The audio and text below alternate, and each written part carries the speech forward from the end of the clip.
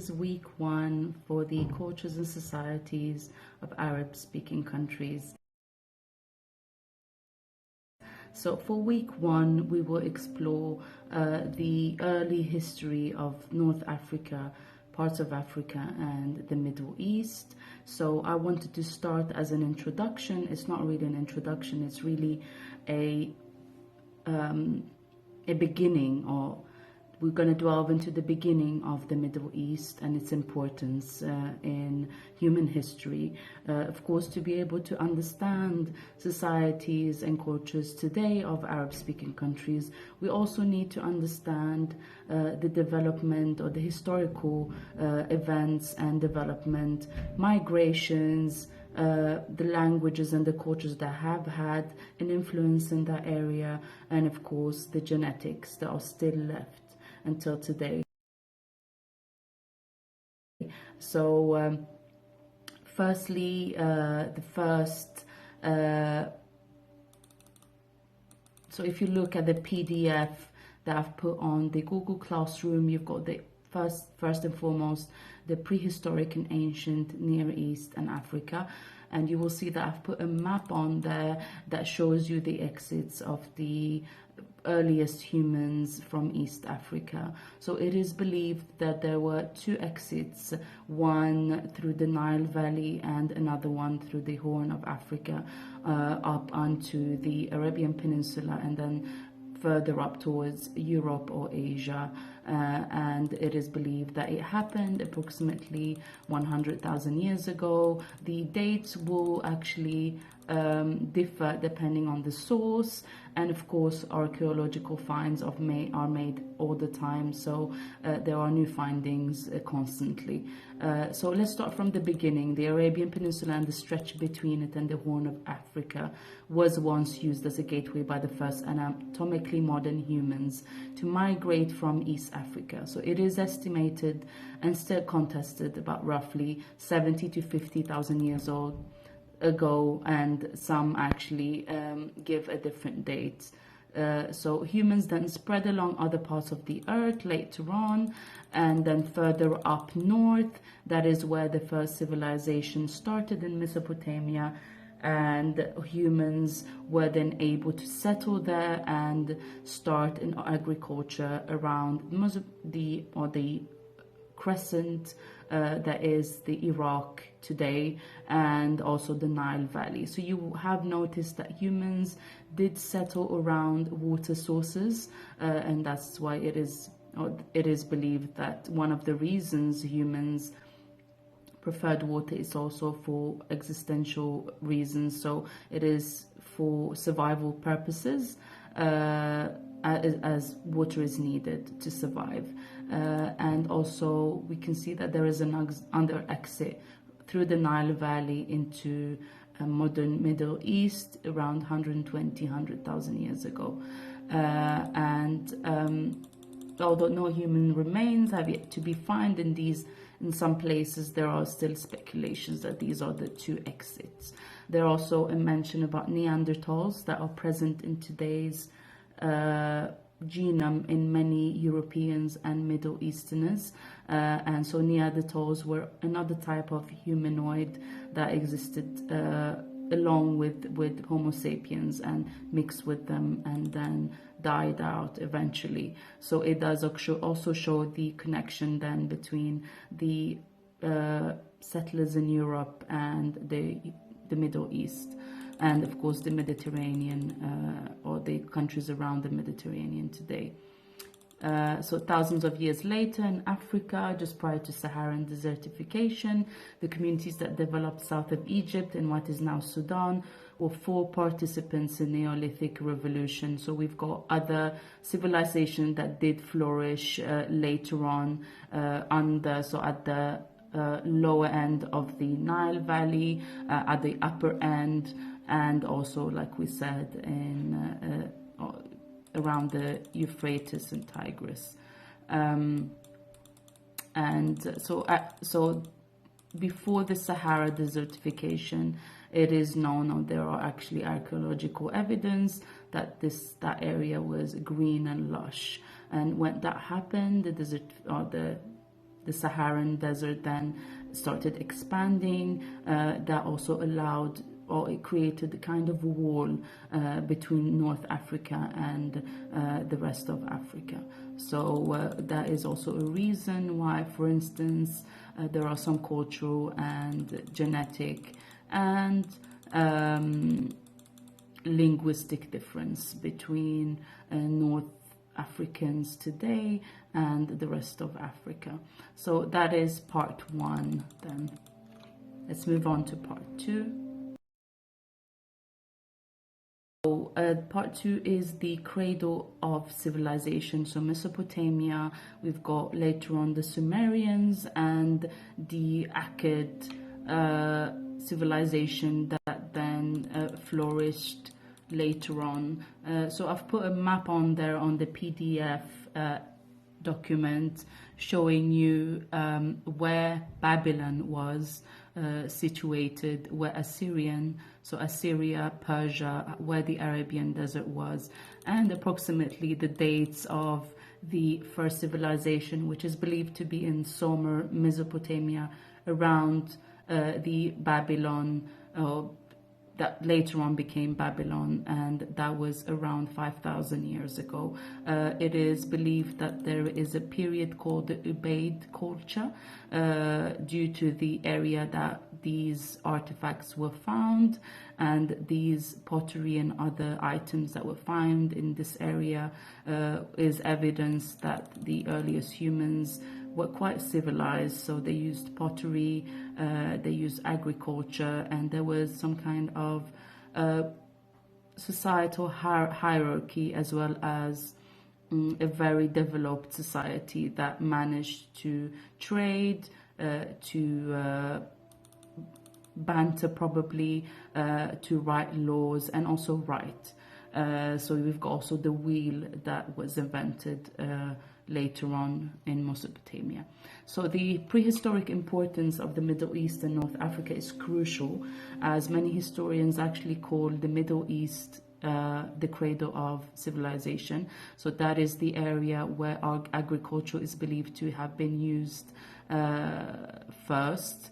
And why it is so important to understand the importance of this area is to know that this was an area that was firstly the pinnacle or the beginning of human history, and also the way it has developed onto today is very interesting as well, and also the importance it has generally of human history. So human settlements that involved agriculture happened during a timeline that archaeologists called Ubaid period, as I mentioned before, and that is believed about roughly 6,500 years, or 3,000 to 3,800 before Christ, and it is a prehistoric period of Mesopotamia.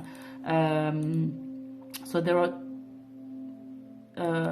three periods of Ubaid, so depending on the timeline, and also it is important also to notice that the Ubaid artifacts were actually found all the way down in Oman, parts of Saudi Arabia, and up north towards Turkey. So it was a civilization, or these human settlements were actually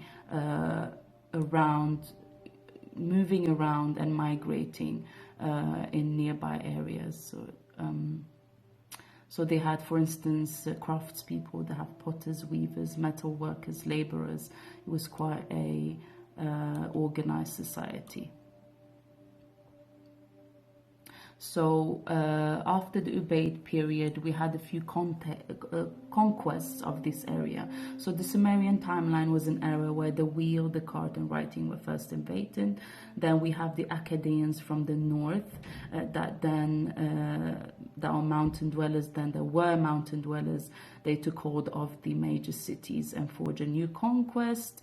And their leader was Sargon Akkad, and that's where the Akkad civilization was called then due to its leader. The conquest and invasion continued with a new nomadic or neighboring force taking over. So because it was a sought after area where there was plentiful food and water and an organized society, of course, many outsiders wanted to take hold of these areas. So you will notice through the text that there will be different groups that would then try to take over Sumeria or Mesopotamia then. We've got, for instance, Semitically the Sargon that conquered Sumeria, and then also it was called back then Babylonia, or this is how the historians then mention it as being Babylonia, and he founded the first dynasty of Akkad. Then we've got also at the same time other neighboring invasions around the area. So we've got in Iran, and as further up as further west as Egypt. So after the dynasty of Akkad, you had the first dynasty of Babylon, which was then created in the 19th or 16th century before Christ. So Babylon is very much mentioned in the Bible, for instance, and has a historical and religious importance. So it was a fertile area, as mentioned, because of its lush soil, and it did comprise of the areas of modern-day Iraq, Syria, Jordan, and Israel. It is believed as well, as I mentioned, I have actually mentioned three different dates for when the agriculture started, of farming. Of course, there are contested dates, but we will say from 9000 BC, 6000 BC, 5000 BC. That is when the Sumerian or the Mesopotamian civilization flourished and became a functioning society. Okay, on to part 3. The mighty Egypt and its southern kingdoms.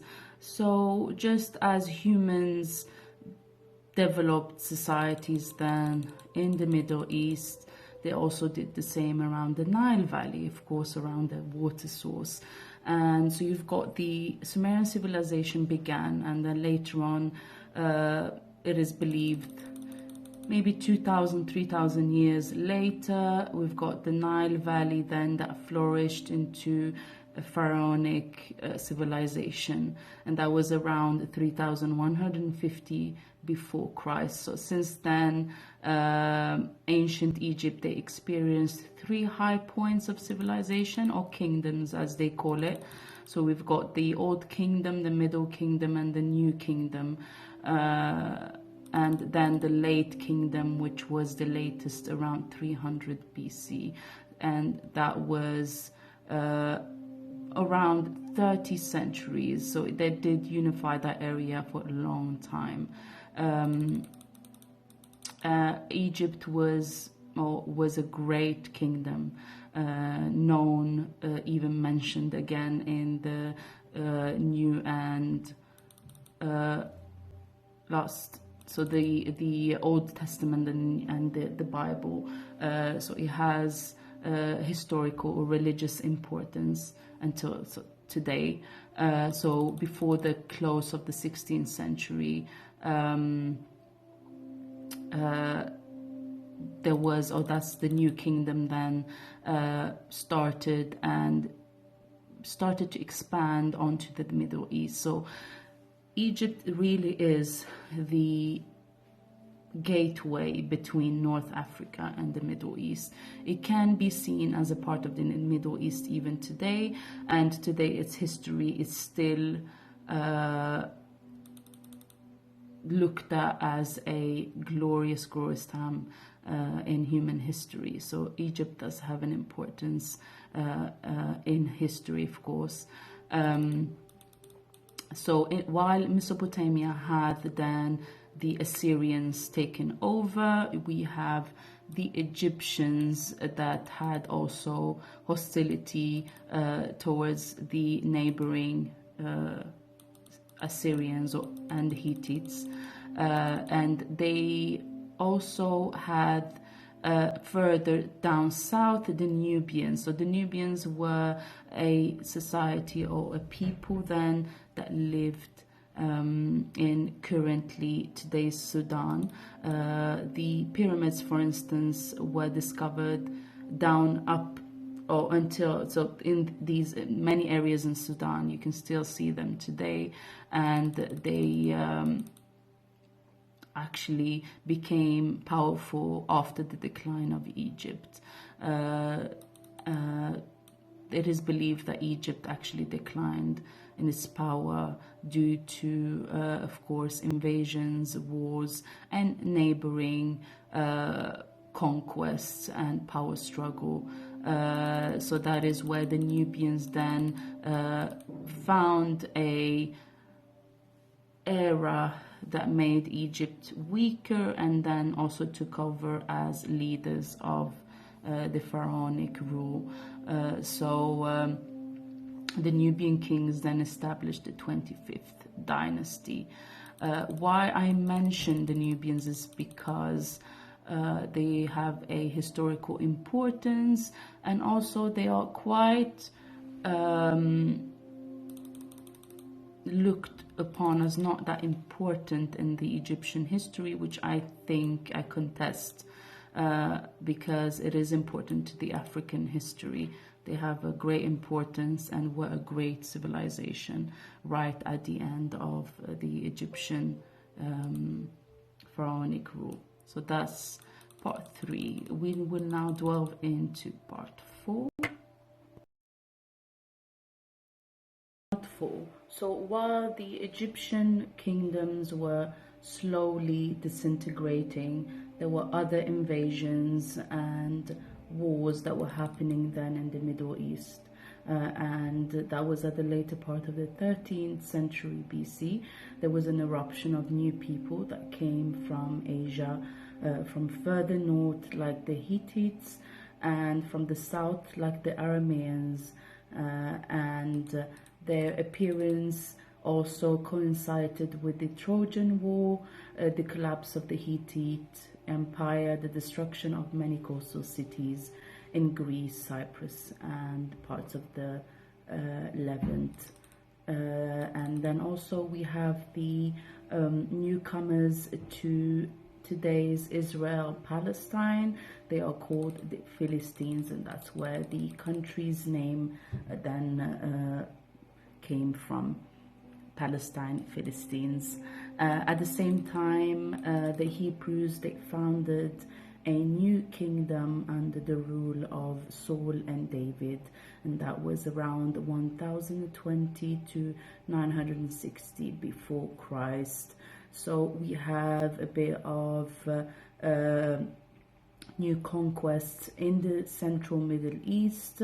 In the Levant, we have a religious kingdom, or a Hebrew kingdom then being created, and then we have also the Assyrian Empire that was a height during the first millennium BC, and later on the Mitanni kingdom.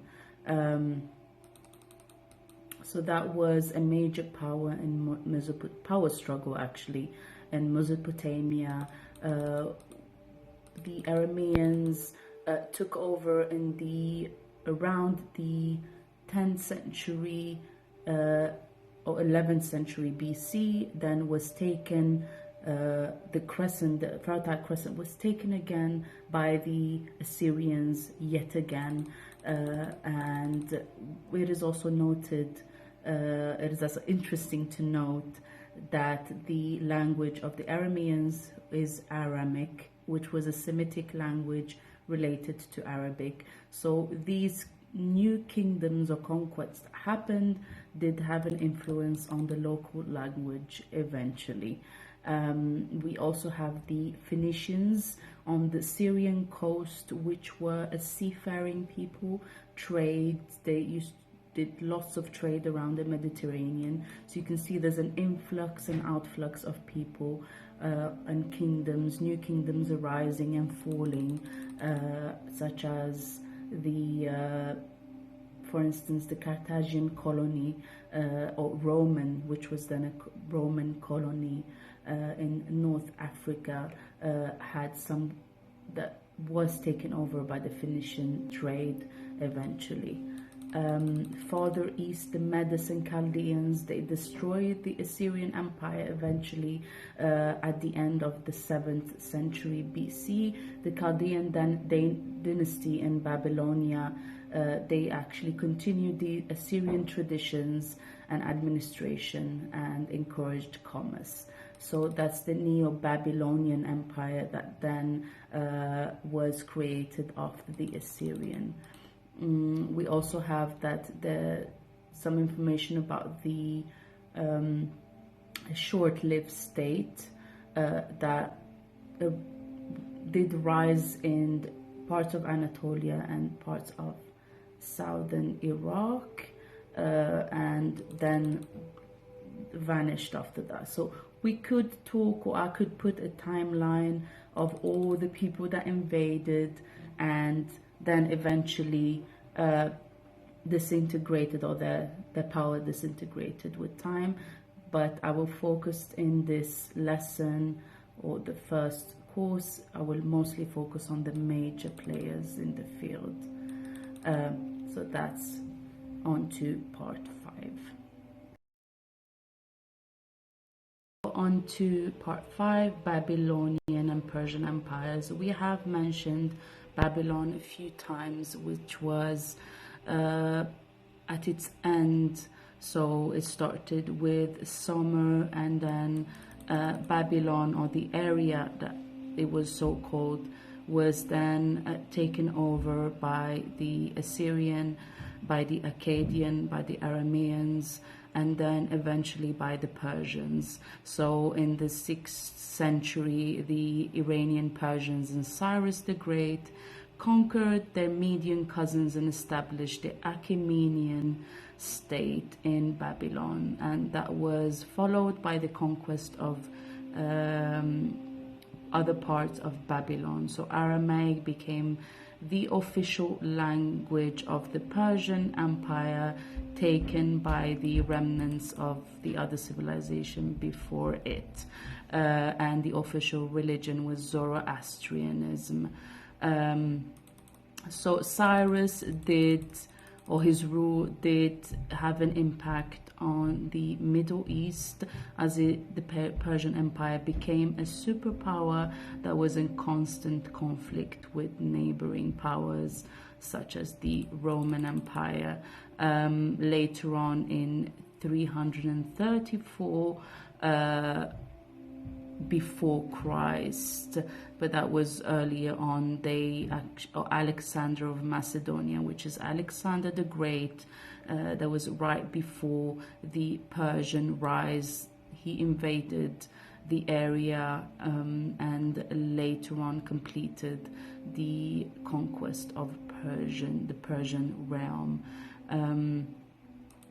So we can see that we had then also the Seleucid kings of Syria that also controlled some parts of Anatolia, Mesopotamia, and Iraq. We also have the semi-nomadic Parthians that emerged from a small area southeast of the Caspian Sea.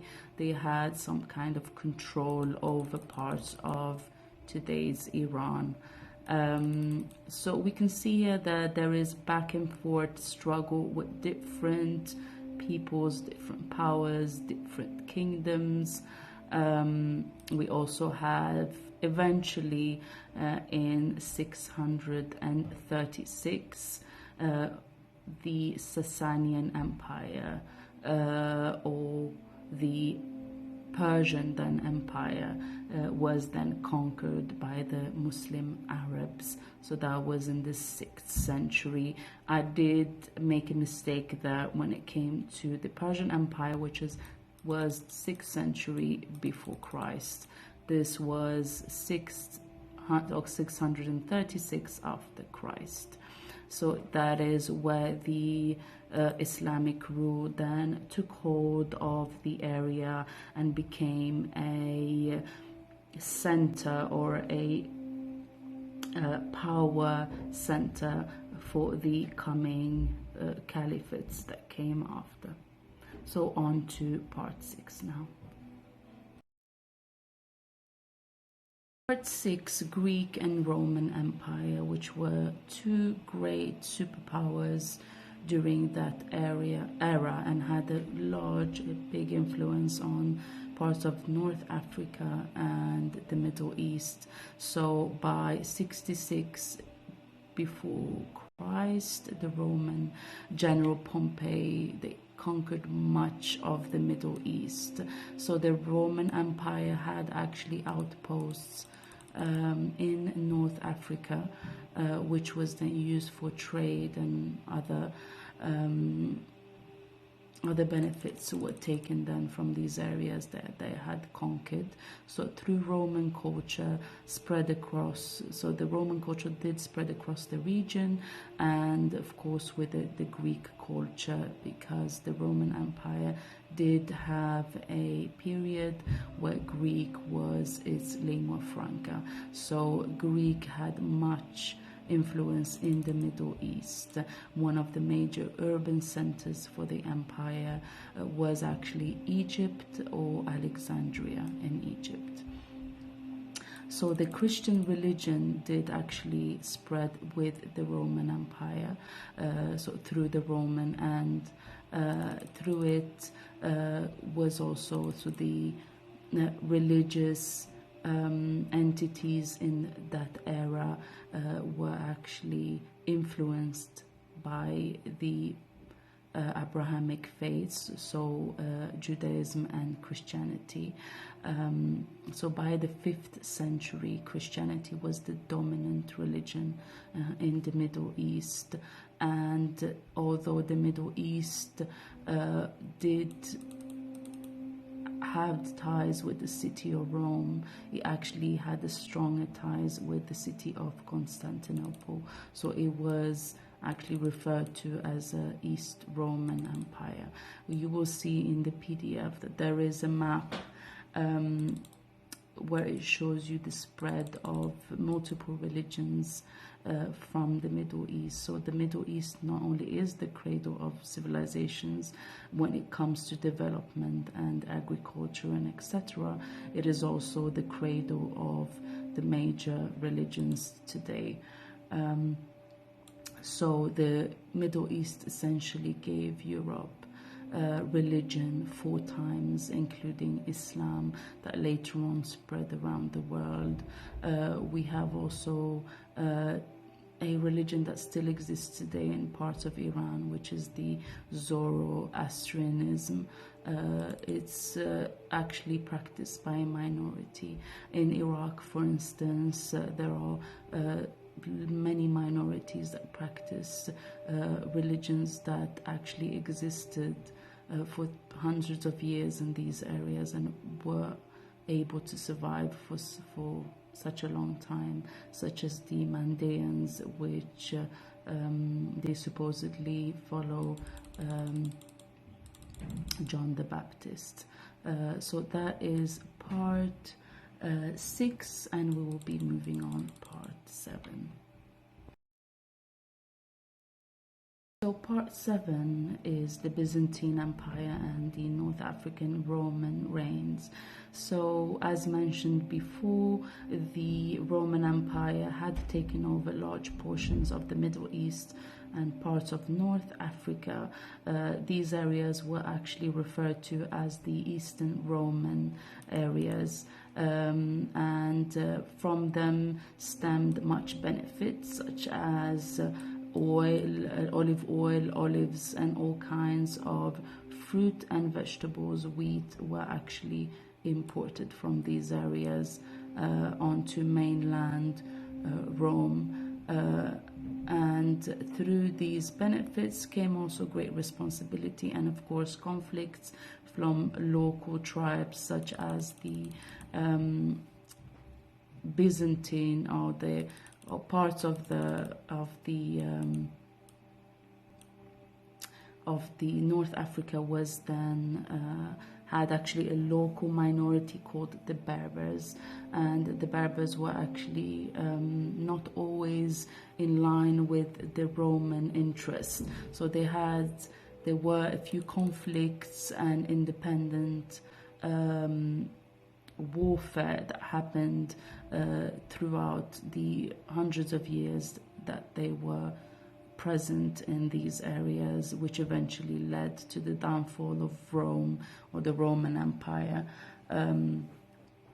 Simultaneously, we had the Phoenicians that we mentioned earlier, that were a tradespeople in the Mediterranean. They actually reached North Africa and were much in unison actually with the Roman trade at that time. There were Mediterranean seamen that were in search for trade and valuable metals. They began populating the North African coast and started mixing with the Berber population.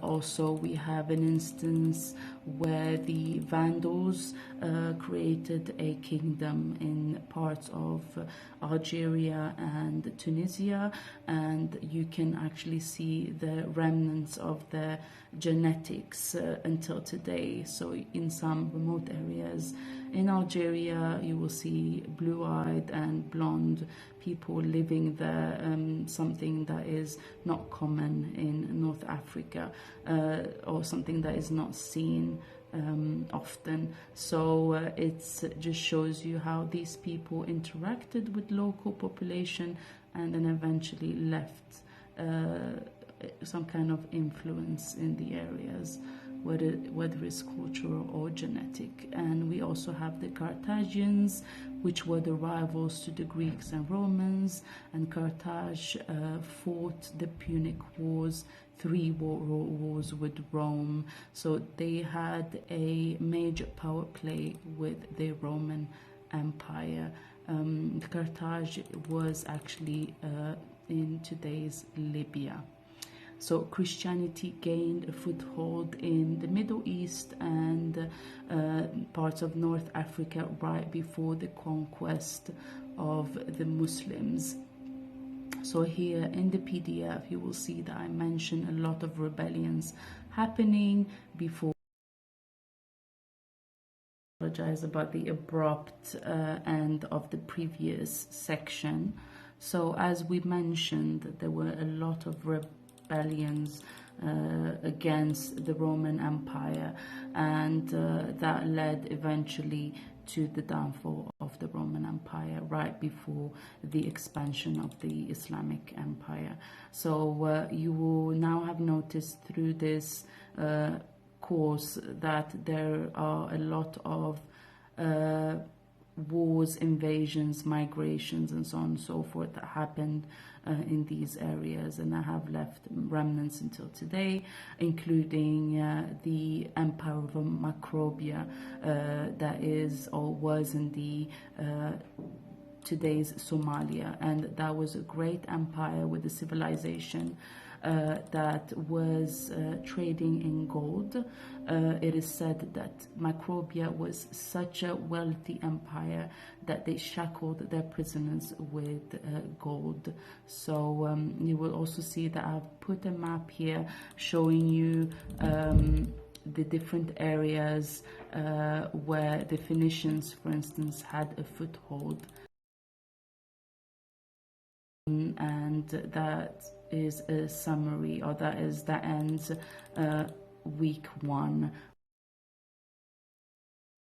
I hope you have enjoyed this video. If there are any questions or anything you are not clear about, do message me on the Google Classroom, and I hope you have enjoyed. I hope I have not added too many dates and invasions, as there are so much more information I could have given you. So I've tried to keep it simple and concise, so as not to confuse any students. So thank you very much, and hopefully we'll see you for week 2.